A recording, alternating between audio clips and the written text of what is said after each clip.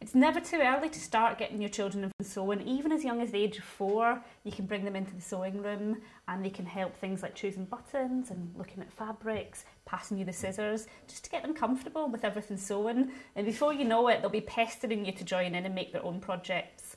From about the age of 6 or 7, Chloe's 6, aren't you? Charlie's 10 and Sophie is? 7. From 6 or 7, most children are ready to start on proper sewing with an actual needle and scissors. Now, obviously, you should always supervise when there's sharp instruments involved.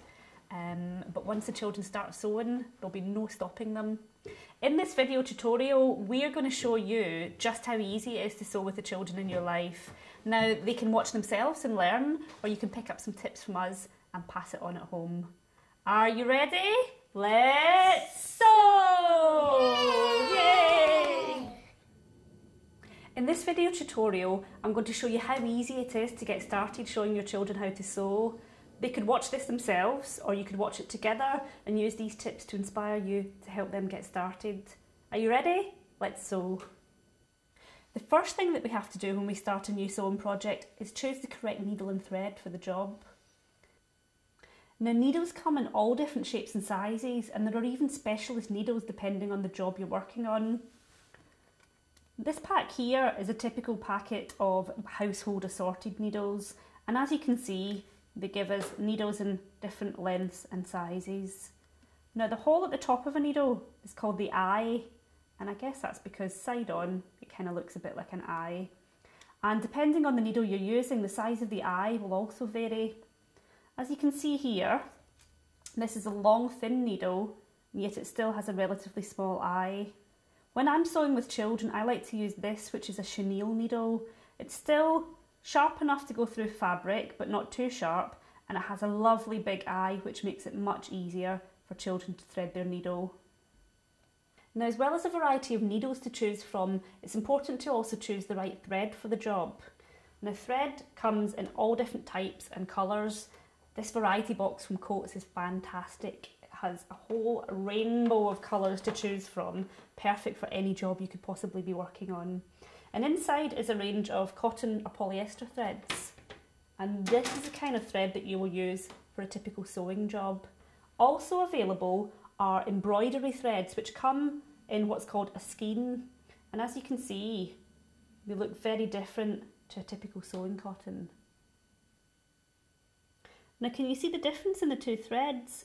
This regular Coats Duet sewing thread is fine when you look at it in comparison to the Anchor embroidery thread. If you look closely, you'll actually see that it consists of 6 strands twisted to create a quality thicker thread. And you can use embroidery threads, as well as for obviously embroidery, to decorative effect in lots of projects that you make with children. The first thing every child asks me when we're ready to choose our thread is, how much thread do I cut? And it's important to cut the right amount of thread. Too little and you're going to be threading your needle every 2 minutes. Too much thread in your needle and it can get tangled quite easily.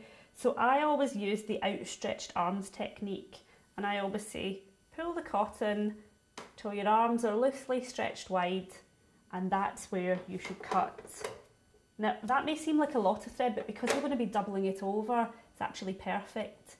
When it's time to thread your needle, check that the end of your thread is nice and blunt. If it's fluffy or not very blunt, you can always snip the end.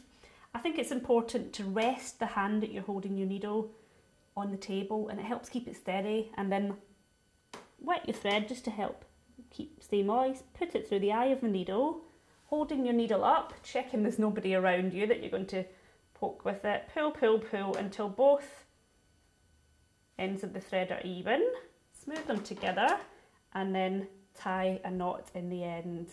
And that leaves you with the perfect length of thread ready to sew. Alternatively, if you're using the embroidery thread, because it's already nice and thick, we really don't want to double it over.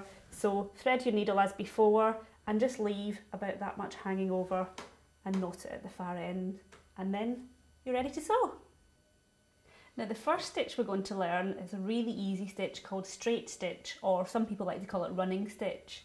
And as you can see, it's a really easy, almost like dotted line effect. And the great thing about it is it looks just as lovely on both sides of your project. So we're going to be using this quite a lot in coming projects.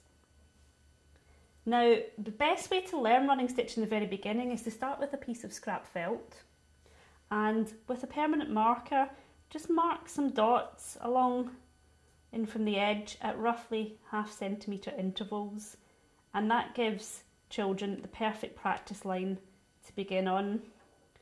I'm now going to take my needle and thread, which I've already threaded, with a nice knot on the end, and I'm going to bring my needle up through the first hole and pull it all the way until you feel the knot tug on the end, and down through the second hole. I always call it the up-down stitch for children. Now, before they go any further, we're going to teach them all about a double stitch, because at the beginning and at the end of every line they ever sew, they should always do a double stitch, and that's really just 2 stitches on top of each other. So we're going to do the exact same thing again. Up, pull all the way, and down, and pull, pull, pull, pull, pull. And now we're ready to keep going. We're going to go up through the next hole, and then down through the next one, and keep going like this. Up, and down, and up, and down. If this was the last stitch in our project, what would we finish off with? A double stitch. So we would do the last stitch all over again, up, and then down in the last spot. And the last thing we would do, just for security, is at the end we would take our needle and tie a knot in the back. And that is straight stitch.